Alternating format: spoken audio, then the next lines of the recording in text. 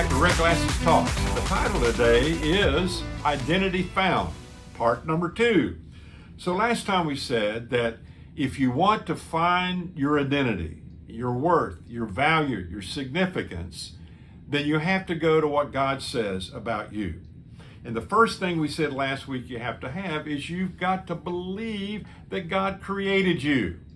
Then today we're going to look at the second thing. You got to believe that the one that made you, that created you, loves you. A basic need in everyone's life is to be loved. There's no human being on the earth that doesn't need to be loved, but there's no human being on the earth that can love someone else perfectly. It's impossible. It will never happen. So therefore, when we come to this second thing that you need to know, you need to understand and believe that the one that made you loves you perfectly, deeply. No one would ever love you like Jesus. No one. No one would ever love you like him. He loves you just like you are, and he's not waiting for you to get better. Now listen to this.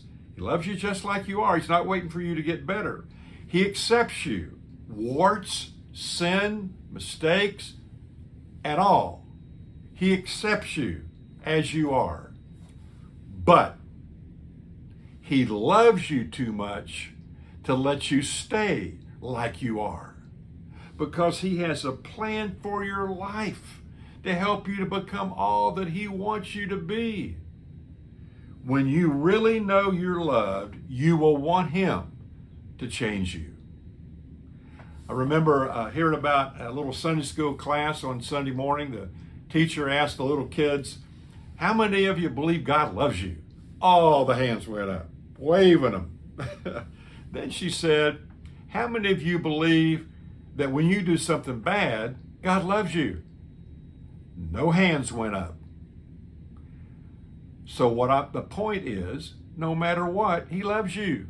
That doesn't mean he loves the things that we do that are wrong. He loves us.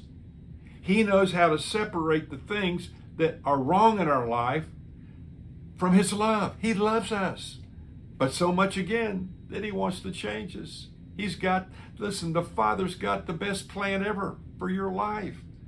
So a little girl was standing one time in a windowsill. Her mom had put her in her bedroom, and there was a storm outside. So the mom went in just to check on her. Well, she was standing in the windowsill with her little pug nose pushed up against the window, and the lightning was flashing, the thunder was booming, the rain was coming against the window, and the mother said, sweetheart, get down, you're going to get hurt. And the little girl turned around and said, Mama, no. God is just trying to take my picture. That's what he thinks about you. He loves you. He wants your picture. In fact, a buddy of mine said one time, he took out his wallet. He said, when I get to heaven, you get to heaven, if you have your wallet, God has a wallet, and he said, I believe God does have a wallet. He was just kidding a little bit there, but he said, if God has a wallet, he's going to have your picture in it.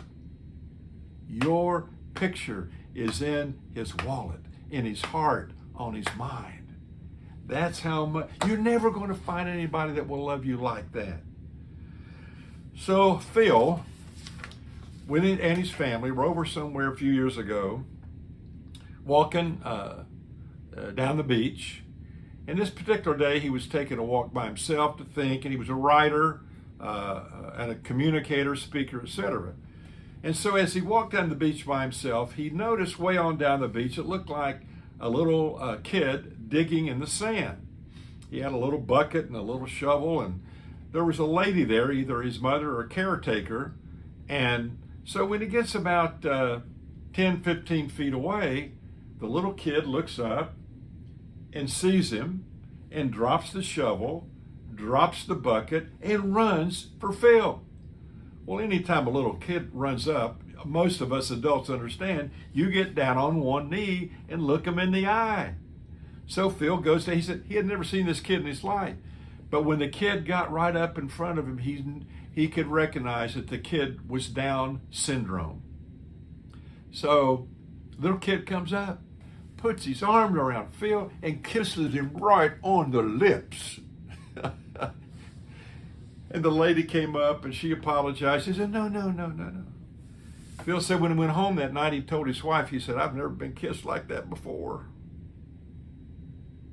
It really was on his mind for the next 4 or 5 days. He said he'd go to bed at night, he'd think about what was the significance of that kiss from that little Down syndrome boy. Well, God seemed to say to him one night and bring these thoughts to mind. Phil, I'd love to tell you why that experience had such a grip on you. That little boy was a picture of my wild and reckless love for you. The way he looked into your eyes, that's the way I look at you. That beaming smile on his face is how you make me smile. The way he wildly screamed with glee, and that's how I feel about you. The way he held you in his tight embrace is like mine. The way he kissed you only begins to express the love that is in my heart for you. Phil, you can't imagine how great and infinite is the love that is in my heart for you. I am totally crazy about you. I simply can't take my eyes off of you. I love you. No one will ever in your life love you like Jesus. And listen to this. Even if you don't ever come to Jesus and give him your life, even if you reject God and stiff arm him your whole life, he still loves you. Even though you don't love him, and he will never stop loving you. The problem with that is he won't stop loving you, but you're going to miss out on the kind of life he wants you to have now and forever. You willing to take that chance?